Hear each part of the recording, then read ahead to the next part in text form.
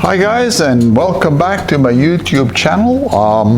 This time we're going to continue working on the Massey Ferguson, and you might remember that in a previous video, for which you can see the link, we took the Massey Ferguson apart because it had a lot of frost damage. Meanwhile, I've ordered up all these spare parts. I've got new gasket sets. In fact, I have 2 sets of them, and I'll tell you why in a minute.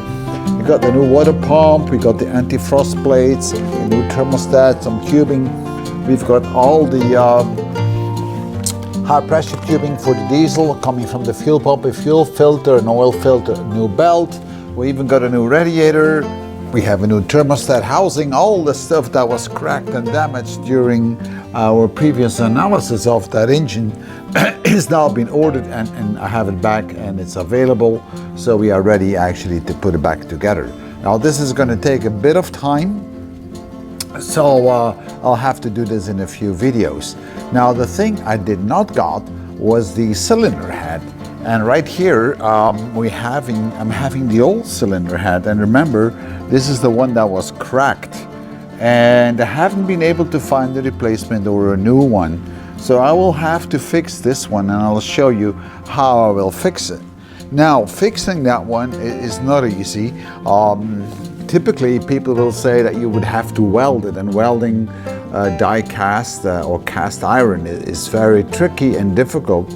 But because this cylinder head was not overheated, it was just frost damage, it's only the cooling channels that are damaged. And we'll have a closer look in a minute. So I'm going to give it a try to fix it with some cold metal. I'm not too much worried about it if it goes wrong afterwards, because I have 2 spare gaskets, and I will keep on looking for a new cylinder head. But I'm sure that it will work with this fix.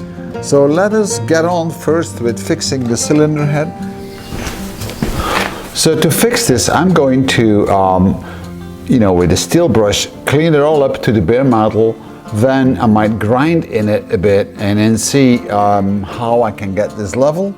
And then I will make a V-groove along the cut where it's split. And then we'll fill it up with something which seems to be working quite good. It's a Loctite product. It's a cold steel paste that I can put up, and afterwards you can grind it and you can drill in it. You can do whatever you want. It's quite heat resistant. Now I'm quite lucky that this part is on the cooling side, so it doesn't have a lot of pressure on it, nor does it have a lot of heat, because the temperature of an engine is never going to go higher than 90 or 100 degrees, and if it does, then you really have a problem. So I'm going to give it a try. So I will shoot some close-ups so you guys can see what I'm doing.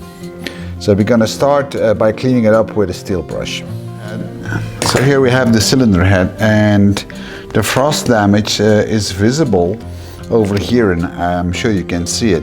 See, the top part here is kind of pushed up. So in fact, the crack goes all around like this, like so.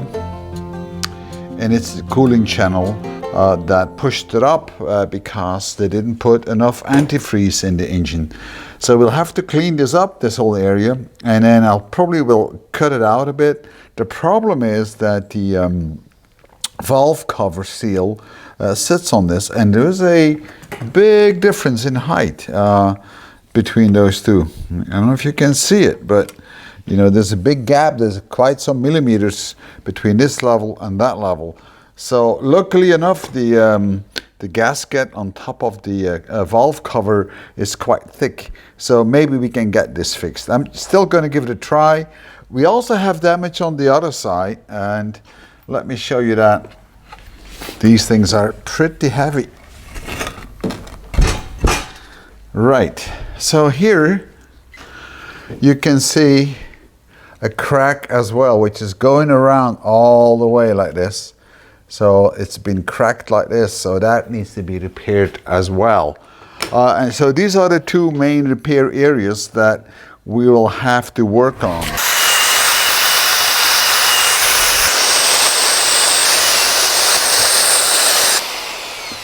Really lifted up a lot of metal over here, and also at the inside there is a crack. So now we need to try to get this fixed and get it lowered.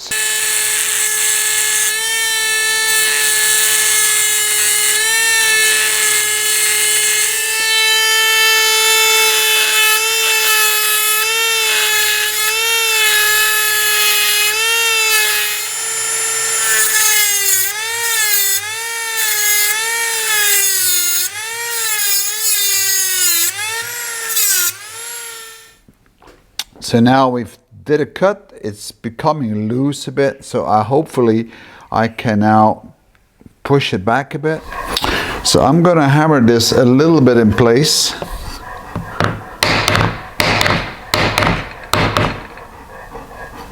But you have to be very careful because it is die cast,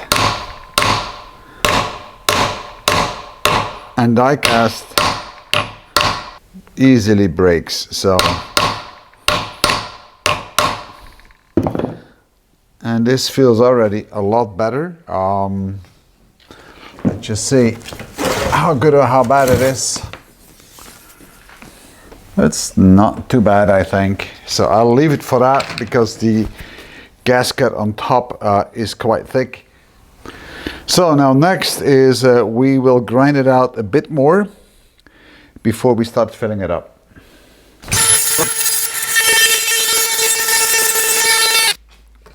And I will also drill a little hole at the end of the cracks, this side and that side, so it doesn't crack any further.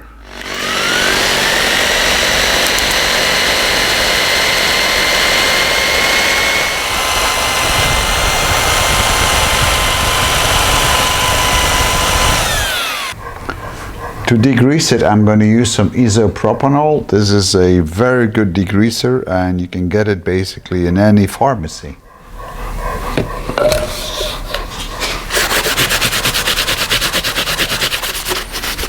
So we cleaned it all up. It's ready to receive the paste, and the metal paste we're going to put in is a Loctite product, an EA3463. It's kind of a gummy thing. You need to cut a piece off and then massage it a bit, and then you can stick it in. But you have to wear gloves, so don't forget, if you do this, you need to put gloves on. We'll cut off a little piece.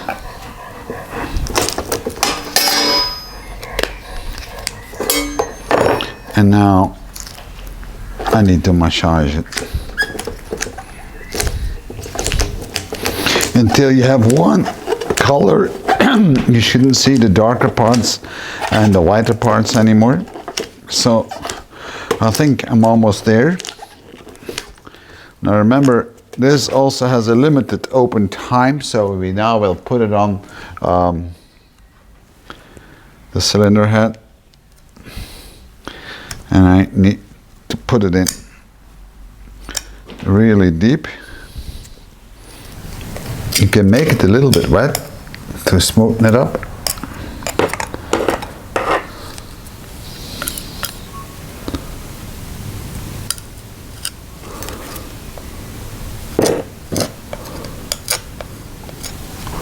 So we filled it up, the cracks all around, so that looks good. So now we let it dry and then we'll sand it.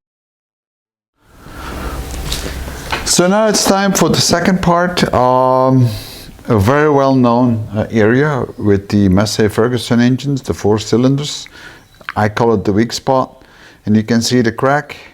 It goes like this, all around and in the middle.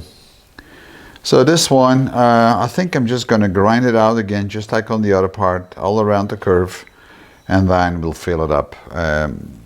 That's about all I can do with this.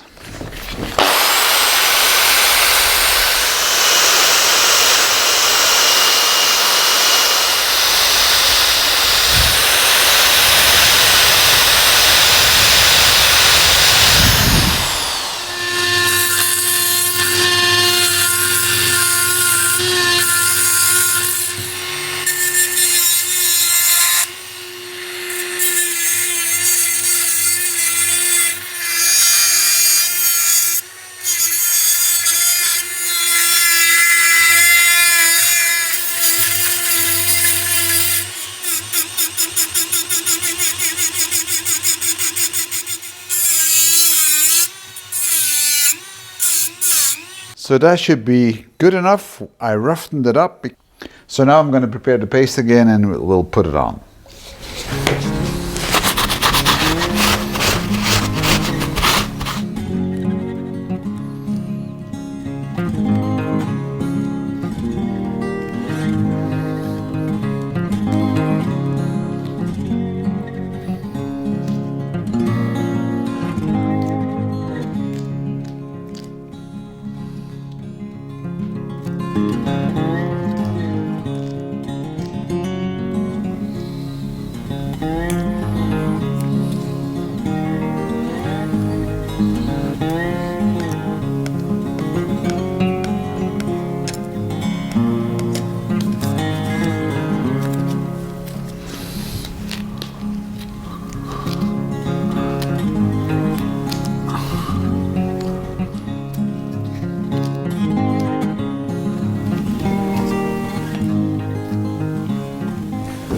Meanwhile, the compound kit has settled and now we are ready to clean it up because the top of the cylinder head isn't all that smooth. You might remember that we had a piece of metal sticking out.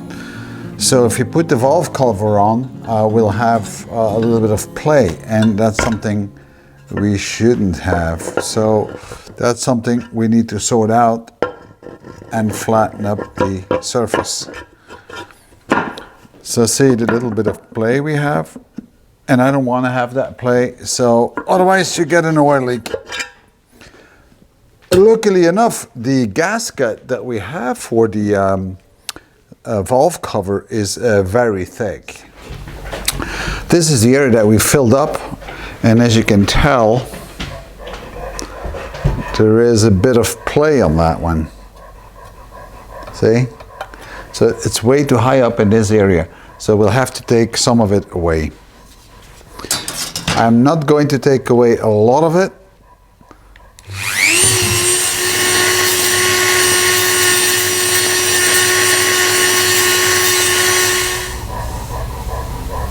I don't want to take away too much of it because that wouldn't be right either. But I think I still have a bum here.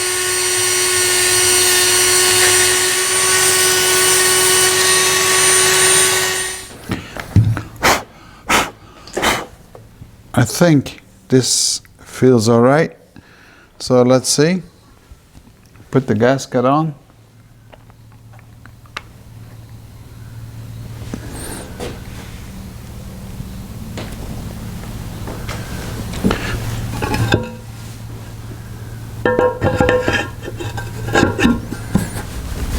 This feels quite good. So I guess we'll leave it like that. The other side of the cylinder head we don't need to clean up because there's no gaskets that are touching it, so that's pure cosmetics, so I'm not going to worry about it. However, at the back end of the cylinder head, I have two openings on the cooling channels, and in those openings you find what we call a frost plate. And these are those frost plates that I have here, and they popped out and they protect the cylinder head in case of severe frost and if the cooling liquid isn't sufficient. And these are the frost plates. They are a bit concave, as you can see, and you need to place them with the concave side, the hollow side, towards the cylinder block, and then you will have to hammer them in.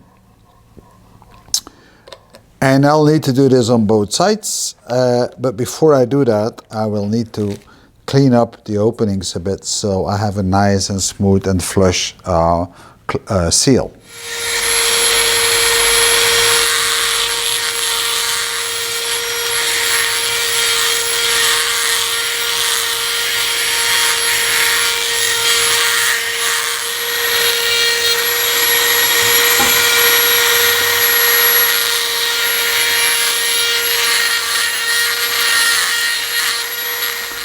It looks like that this one has a very, very small rim on the top.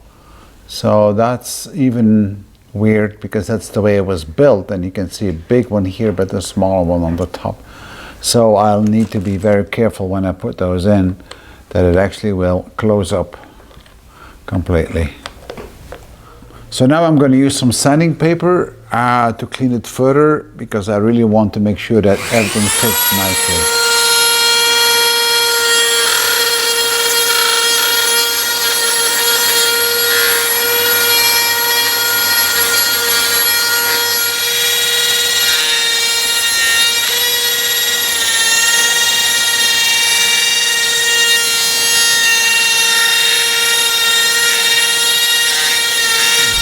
We are ready to mount the anti-frost plates, and we'll mount them with the hollow side towards the engine block or the cylinder head. But before doing so, I'm going to put some quick gasket on, because the edges are not that clean, and I just want to make sure that there is no leaks, because that part is all the way at the end of the engine, and once the engine is mounted I can't get to it anymore. So let me just put just a little bit on. So now I'll just need to place it in there. That's it, like so. And I'll take the hammer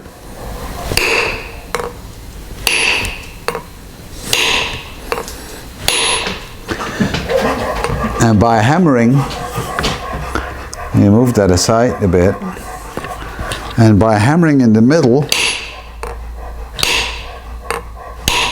the concave plate extends and it locks itself into place.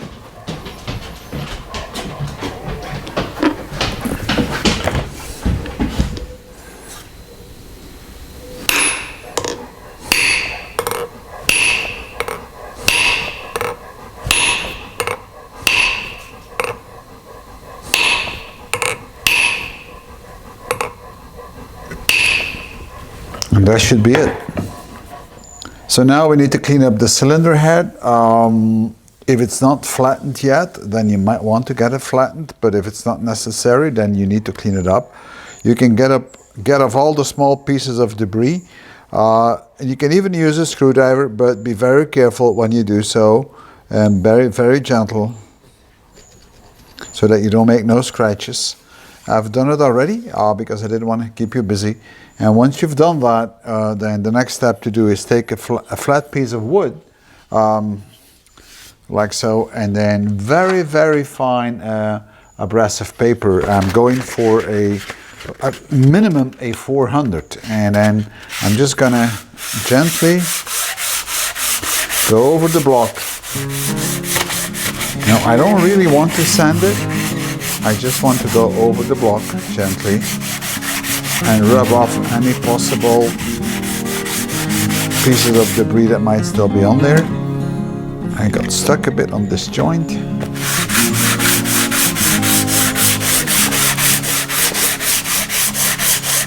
So I'm going back and forth, very gentle.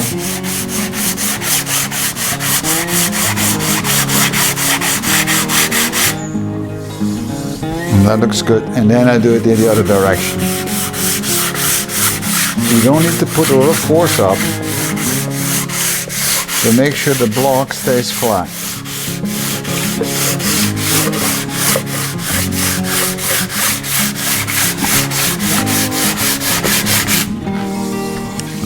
And then I'll do a couple more in the other direction. And then I'll do a couple more like this. I'm trying to go in all possible directions, and then just feel it. And it should feel very smooth. Once you've cleaned it up, you need to blow away the dust, and then actually remove any possible grease or dust that's still on the surface before you mount it. I'm using isopropanol to degrease the surface before I mount it.